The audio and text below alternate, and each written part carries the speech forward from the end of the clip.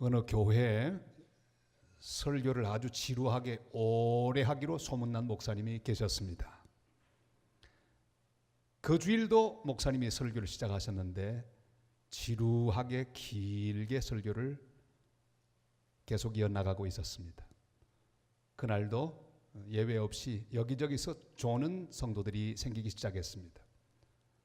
한 가족이 같이 앉아 있는데 할아버지 성도 한 분이 졸기 시작합니다. 졸다가 너무 깊이 잠들어 버렸습니다. 목사님이 설교를 하시다가 아주 거슬렸던지 그 옆에 있는 할머니 집사님에게 부탁합니다. 그 집사님, 옆에 있는 할아버지 좀 깨워주세요. 할머니가 이렇게 대답합니다.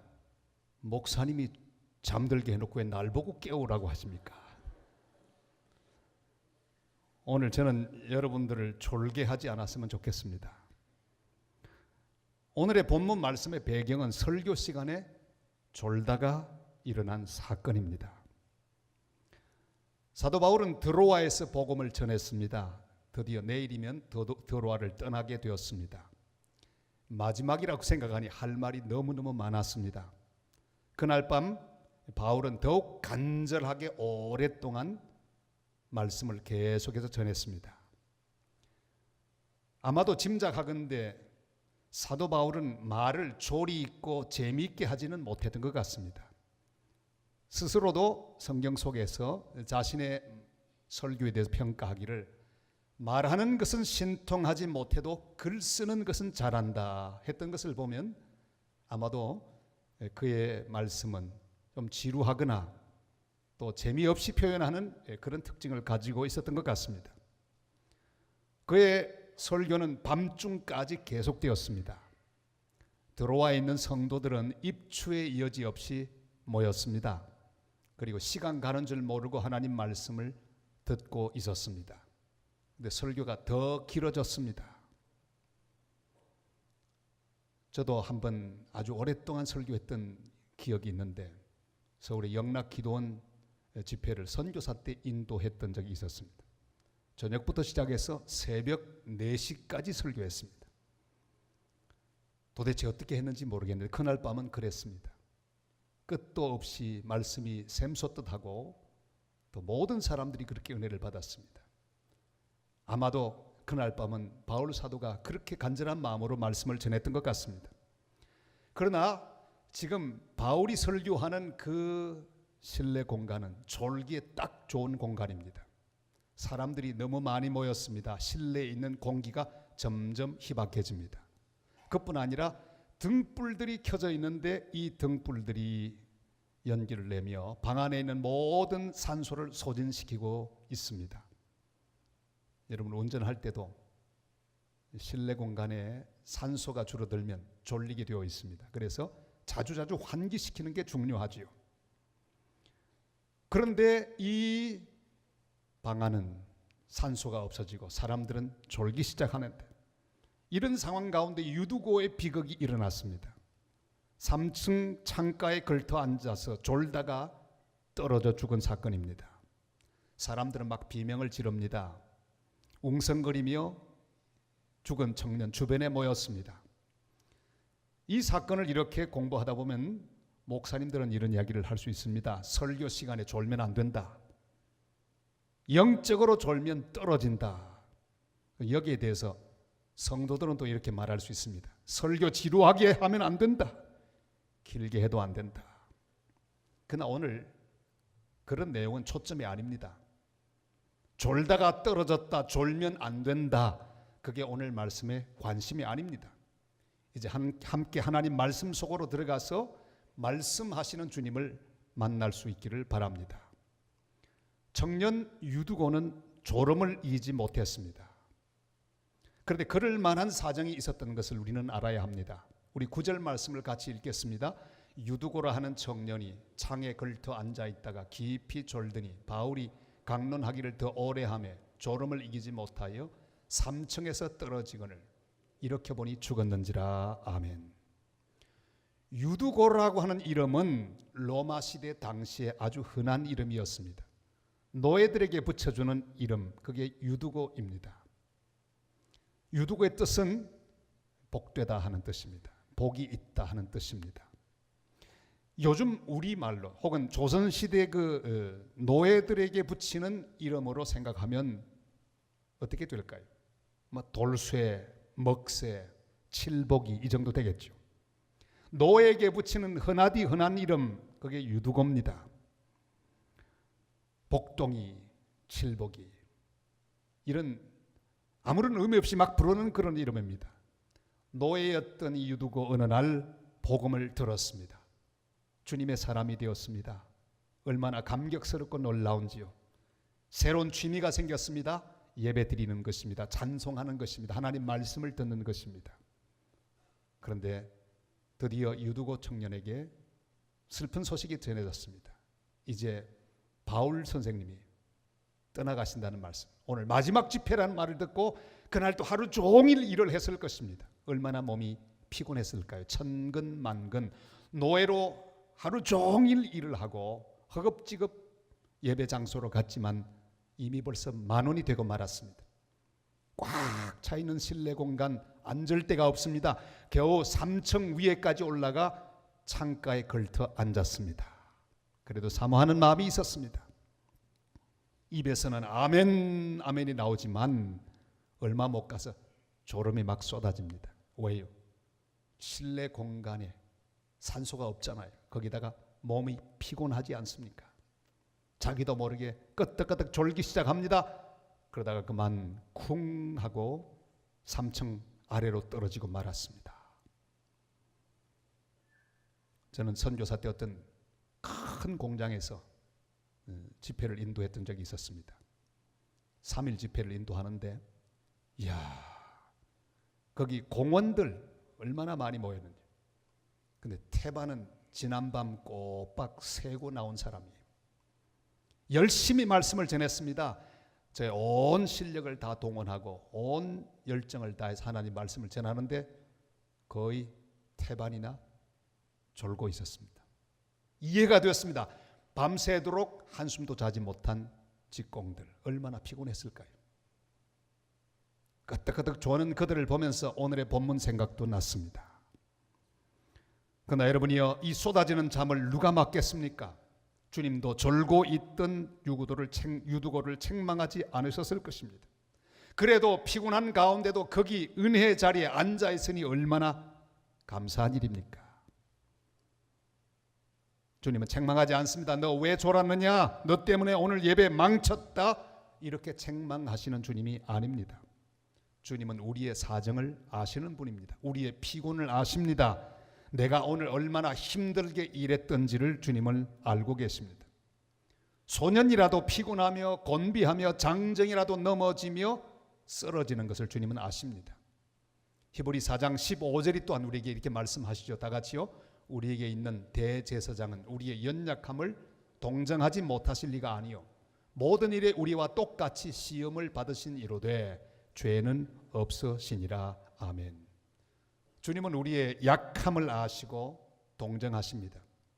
주님은 완전한 하나님이시지만 완전한 인간으로서 우리가 당하는 모든 고통과 슬픔과 피곤함과 억울함을 다 경험하셨던 분입니다. 히브리 5장 7절이 이렇게 말씀하십니다. 다 같이요. 그는 육체에 계실 때 자기를 죽음에서 능히 구원하실 이에게 심한 통곡과 눈물로 간구와 소원을 올렸고 그의 경건하심으로 말미암아 들으심을 얻었느니라. 아멘. 우리는 이 땅에 살아가면서 내가 의도한 일이 아닌데 나도 모르게 조는 것 같은 실수를 할 때가 있습니다. 그리고 그것 때문에 다른 사람에게 피해를 끼치는 그런 경험을 할 때가 있습니다. 떨어지는 경험을 합니다. 그래서 다른 사람에게 고통을 주는 그런 일도 일어납니다. 그러나 주님은 모든 것을 아십니다. 유두고가 잠을 이기기 위해서 얼마나 애를 썼을까요? 무릎을 꼬집던 그의 노력을 주님은 아십니다. 졸지 않으려고 눈을 부릅뜨던 그 유두고의 노력을 주님은 다 알고 계십니다. 그러다 그만 3층에서 떨어진 그의 무력함도 주님이 알고 계십니다.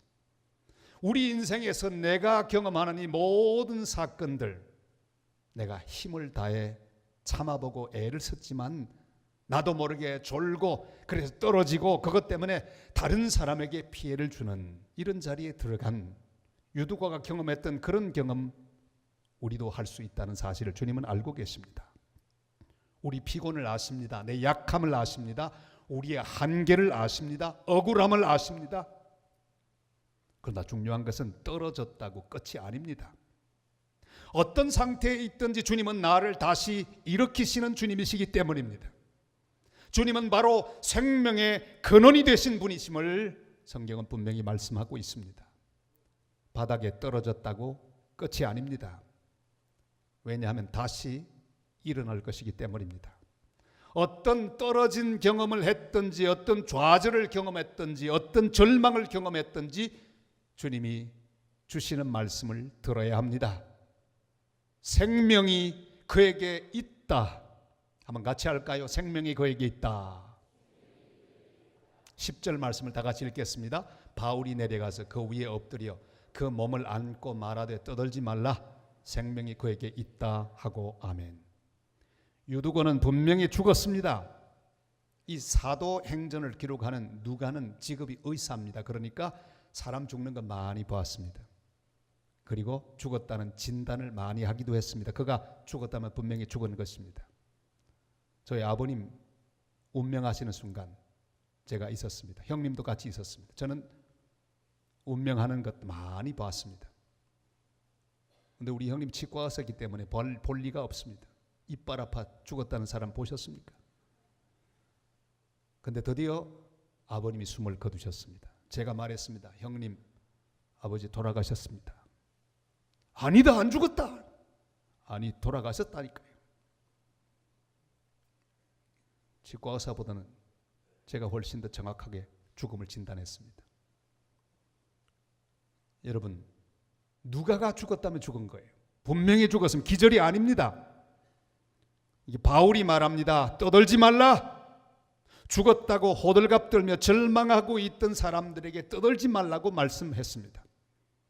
우리 주님도 야이로의 딸이 죽었음을 보고 슬퍼하며 절망하고 있던 사람들에게 선포하셨습니다. 죽은 것이 아니라 잔다.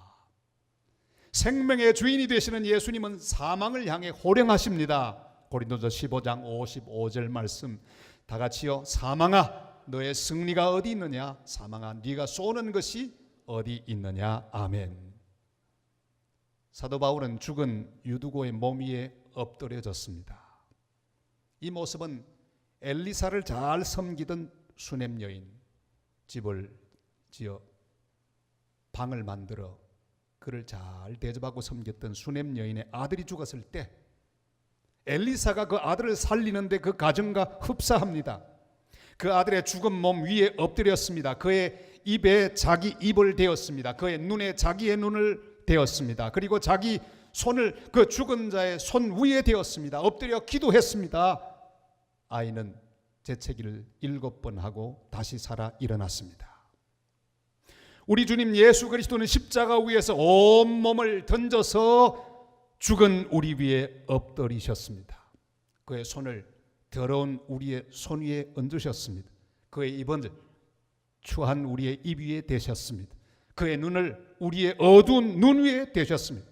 그의 심장을 죄와 욕심으로 가득 찬 우리의 심장에 대시고 십자가 위에서 피를 흘리며 죽으셨습니다. 그리고 우리를 죽음에서 다시 살려주셨습니다. 그리고 생명의 주님은 지금도 우리를 살리십니다. 지금도 우리를 안고 계십니다. 나사로의 무덤 앞에서 울고 계시던 예수님은 지금도 피곤해서 졸다가 3층에서 떨어진 것 같은 우리를 보시면서 같이 울고 계십니다. 그리고 나사로야 나오너라 부르셔서 우리를 살리신 주님, 오늘도 우리를 모든 종류의 죽음에서 구원하여 주실 것입니다. 어떤 상태에 있든지 주님 우리를 안고 말씀하십니다. 떠들지 말라. 생명이 그에게 있다. 이 말씀은 생명의 주관자 되시는 예수 그리스도만 하실 수 있습니다. 주님의 말씀을 믿음으로 듣고 주님과 함께 일어나기를 주님은 바라고 계십니다. 생명의 주관자이신 예수 그리스도를 믿는 사도 바울, 이 말씀을 그대로 선포했습니다. 생명이 그에게 있다. 그 생명이신 예수 그리스도를 믿고 살아가는 우리 모두도 바울처럼 생명이 그에게 있다고 고백하고 선포하는 생명의 선포자들이 되시기를 바랍니다. 우리의 조국을 보면서도 우리는 선포해야 합니다. 이렇거니 저렇거니 말들이 많습니다. 이제는 희망이 없는 것 같다. 저 핵을 어떻게 하나? 이 강대국 틈바구니 속에서 우리의 내일이 과연 있을까? 이런저런 말을 하면서 절망하는 사람들이 많이 있습니다. 이민이나 가버려야 되겠다. 이런저런 답답한 소리를 하는 사람이 많이 있습니다. 그러나 우리는 선포해야 합니다. 생명이 우리나라에 있다. 우리나라의 모든 상황을 기도로 끌어안고 믿음으로 선포하는 하나님의 사람들이 되시기를 바랍니다. 다시 일어날 것입니다. 지금까지 5천여 년 수많은 어려움 가운데도 우리 조국 대한민국은 살아왔습니다. 하나님의 은혜로 여기까지 왔습니다. 쉽게 잘못되지 않을 것입니다. 주를 믿는 예수 생명을 가진 사람들이 이 땅에 많이 살고 있습니다. 우리가 기도하고 있습니다. 다시 일어날 것입니다. 희망이 있습니다. 사람은 할 수 없어도 주님은 하실 수 있습니다. 긴 추석 명절 연휴가 시작이 되었습니다. 친척들을 만나고 식구들을 만날 것입니다. 좋은 소리도 오가겠지만 틀림없이 이런저런 소리들을 많이 들을 것입니다.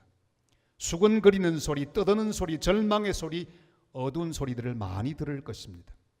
특별히 혼자서 신앙생활하는 분들은 이런저런 들려오는 소리에 또한 마음이 상하기도 할 것입니다. 저도 어릴 때 많이 들었습니다. 고향에 가서 다 제사 지내는데 혼자 서 있으면 여기저기서 저를 향해 눈총을 던지고 욕을 합니다. 저 예수쟁이들 때문에 우리 가문 다 망하겠다. 여러분, 우리를 향해 던지는 수많은 소리들을 우리는 듣게 될 것입니다. 그러나 우리는 믿음으로 선포해야 합니다. 떠들지 말라. 생명이 우리 가문에 있다. 생명이 우리 가정에 있다. 우리 가문 예수 믿으면 다시 일어날 것이다. 우리 가문의 희망은 예수 그리스도밖에 없다.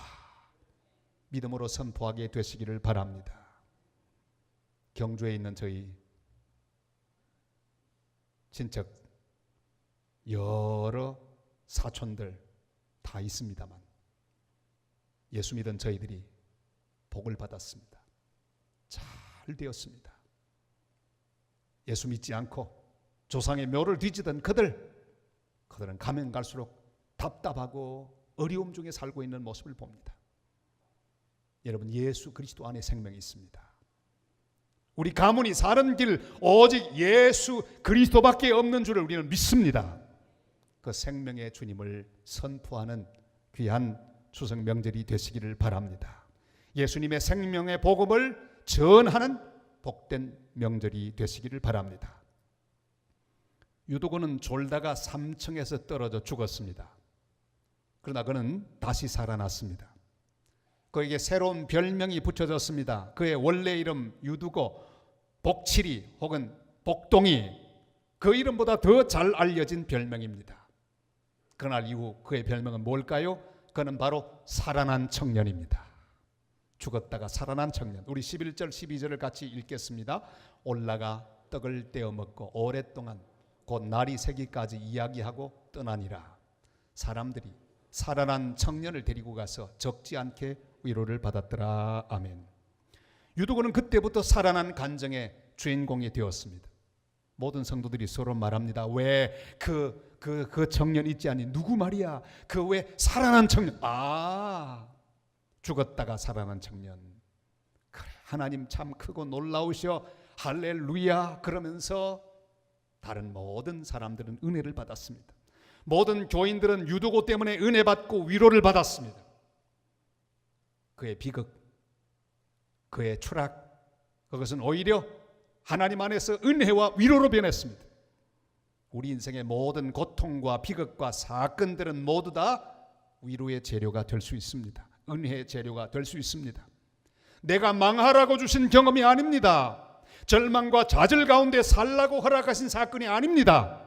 나를 버리기 위해서 하나님께서 던져준 그런 고난이 아닙니다. 재수가 나빠서 일어난 일 더더욱도 아닙니다. 그것을 통해 생명의 주님을 나타내고 다른 사람들을 위로하기 위하여 주신 은혜의 사건인 줄을 믿으시기를 바랍니다. 고린도서 1장 6절이 말씀합니다. 다 같이요. 우리가 환난 당하는 것도 너희가 위로와 구원을 받게 하려는 것이요 우리가 위로를 받는 것도 너희가 위로를 받게 하려는 것이니 이 위로가 너희 속에 역사하여 우리가 받는 것 같은 고난을 너희도 견디게 하느니라. 아멘. 지난 주간 친구 목사님이 딸과 사위, 손녀를 데리고 부산에 놀러 오셨어요. 그리고 간증을 들었습니다. 제가 손녀를 먼저 보았습니다. 그래서 친구를 만나면 늘 손녀 자랑을 했습니다. 저보다 먼저 손녀를 보았던 우리 친구도 저만 만나면 손자 이야기를 제가 속으로 아주 흉보았습니다. 근데 저는 그보다 훨씬 한 수를 더 떠서 더 많이 손녀를 자랑하는 얼빠진 할아버지가 되고 말았습니다. 열심히 자랑했는데 우리 친구는요 얼마나 저를 부러워하는지 넌 좋겠다 좋겠다 좋겠다. 그런데 암만 기다려도 손녀가 나오지 않습니다. 10년 만에 손녀를 가졌습니다. 얼마나 좋았을까요? 기도도 부탁했습니다. 근데 이게 웬일입니까? 그만 석 달 만에 유산하고 말았습니다. 다 쏟아내버렸습니다. 절망 가운데 빠졌습니다. 기적이 일어났어요. 이 아이가 그런 가운데도 다 붙어서 생명을 유지하고 있었던 거예요. 그런 상태에서 시간이 흘러가고 이 아이를 출산할 수 있었습니다. 인큐베이터 속에 들어갔습니다. 우리 모두는 같이 기도했습니다. 그러나 핵황달이라고 하는 아주 심각한 질병 가운데 고통을 당했습니다. 얼마나 힘들었던지. 이 아이가 죽느냐 사느냐 하나님 손에 달려 있습니다. 간절히 기도하는데 결국 급기야는 친구 목사가 이렇게 기도했습니다. 하나님, 저는 살 만큼 살았습니다. 제 목숨 걷어가시고 그 아이 돌려주시옵소서. 울면서 간절히 기도했는데 기적이 일어났어요. 완전히 사망의 길, 죽음의 길을 가고 있던 그 아이에게 생명의 빛이 비추고 호전되고 완치되어서 퇴원할 수 있었어요. 건강한 모습으로 내려왔어요. 여러분, 병원비만 무려 12억이 들었습니다. 하나님 은혜로 그 아버지가 들었던 보험으로 그것이 모두 다 커버가 되었습니다. 그리고 그 아이는 생명을 얻었습니다. 그 아이 이름을 어떻게 지었을까요? 루야. 왜 루야합니까? 할렐루야의 준말이에요. 그 아이는 아예 루야가 되고 말았습니다. 저는 그 루야를 보면서 눈물을 흘렸습니다. 그를 보면서 위로를 받았습니다. 아, 기도의 능력이 있구나. 하나님은 살아계시구나. 지금도 사람을 일으키시는구나. 큰 은혜를 받았습니다.